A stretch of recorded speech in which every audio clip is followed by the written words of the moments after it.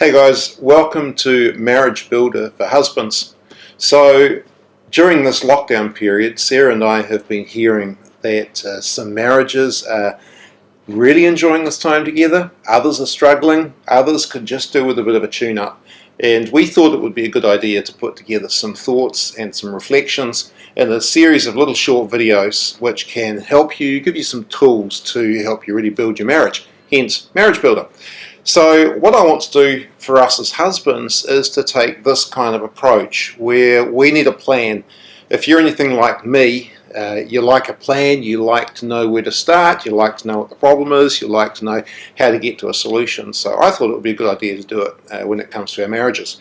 Here's how we're going to do it. We're going to talk about the fact that there is often a problem we face. Now it might not be a problem, it might simply be an opportunity. It might be something which is not as good as it could be. So each time I give you one of these, it'll be looking at a problem. Secondly, we want to learn a lesson. So what are the issues and what are the principles we need to think about when it comes to addressing this problem? Thirdly, it's the action step. So what do we need to actually do to find out how we're getting on? And then lastly, it's the next step. What steps can I take? So problem, lesson, action, next step.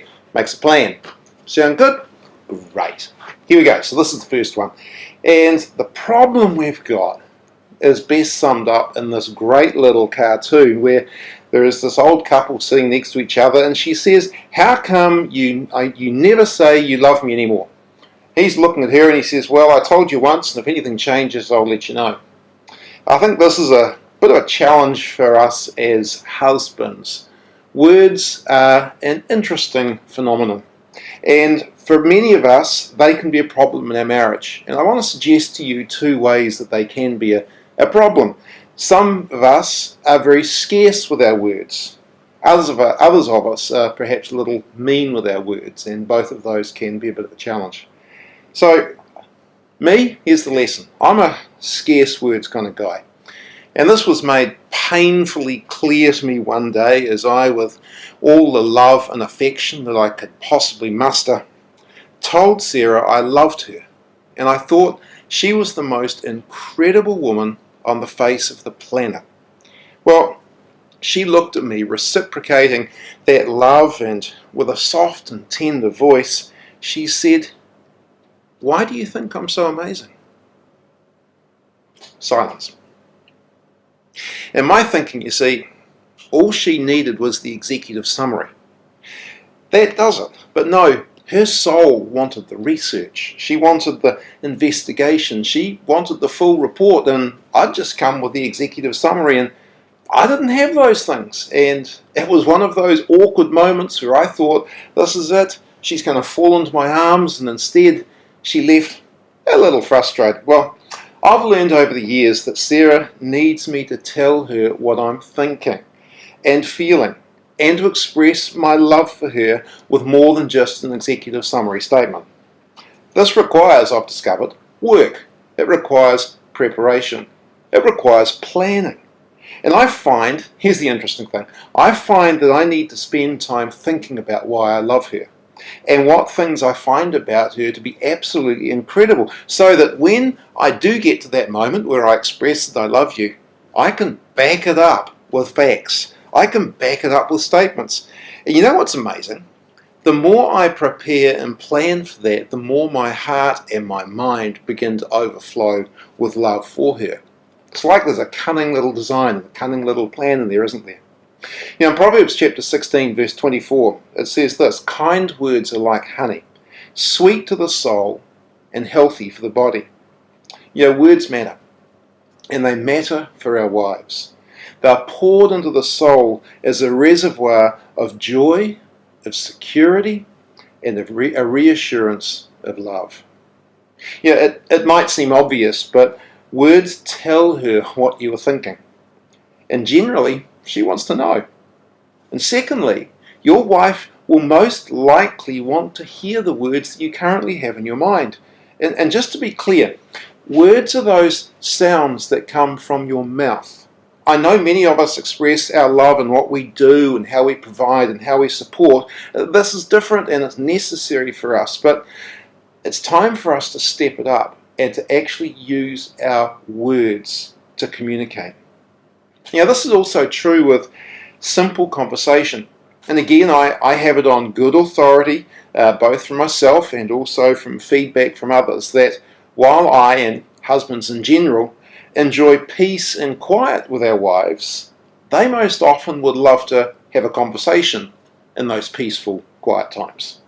And it doesn't even matter too much what the conversation is about. It's just that we are communicating and that we're growing closer together through the sharing of our ideas, our perspectives, our hopes, our dreams, our personal insights. And how much better, I've discovered, if I start the conversation. I'd hazard the guess that there are a number of wives who would love their husbands to initiate a conversation with them. There's another challenge that some of us have, and that is the use of mean words to our wives. For some of us, if you spoke to your wife like you speak to your friends, no, let me put that the other way around. If you spoke to your friends like you speak to your wife, you probably wouldn't have too many friends left. Perhaps you've simply got into a rut where that's just how you speak. That's just how you two communicate, and it's almost like you need a circuit breaker just to stop it. Maybe you're not even aware of it. It might be the words you use, or it might actually be the tone in which you use your words. Maybe you're not even aware of it, and it might be a total lack of words that you actually never speak. But in a similar way that words provide the security and reassurance and love, harsh words, mean words, pull that down, because this is a problem and it needs to stop. And as I say, instead of pouring into the soul of your wife love and security and reassurance and joy, you're pouring in fear and insecurity and doubt, which can ultimately lead to her shutting herself off from you just simply to protect herself.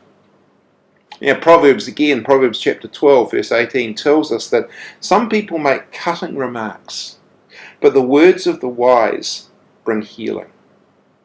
I wonder if there is a need for you to stop and to think about the type and the tone of the words you use with your wife. So there's the lesson. The problem? Use of words.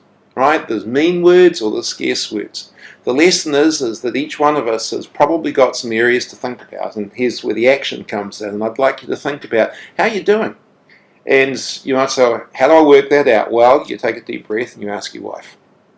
And you simply ask 3 questions. Number 1, Hun, do I encourage and build you up with my words? And then let her talk. Secondly, what can I do as your husband to improve our communication? And thirdly, I wonder who starts and carries the conversations in your marriage and your family. With those 3 pieces of research for you to do, you can then very quickly come up with the next step. And maybe that next step, and can I suggest this one to you, that you plan to give a full report on how much and why you love your wife. And maybe over the next week or so, you could actually spend some time thinking that one through, and then just find some time to sit down and say, darling, I want to tell you how much I love you and why I love you. And I would hazard a guess that that will put joy and security into the soul of your wife. Secondly, maybe you need to change your words based on feedback from your wife. You've had a look at how you're doing, and maybe there's some things you need to put in place. And I'd encourage you to do that. And over the course of the next week or so, see what you can do to make a discernible difference in the way that you use words to build your marriage as the husband of your wife. You realize there's nobody else on the face of the planet who has that role. That's your role, and what a blessing it is to your wife. So God bless you guys. Hope this is useful, and we'll be back again with another installment in a week or so. See ya.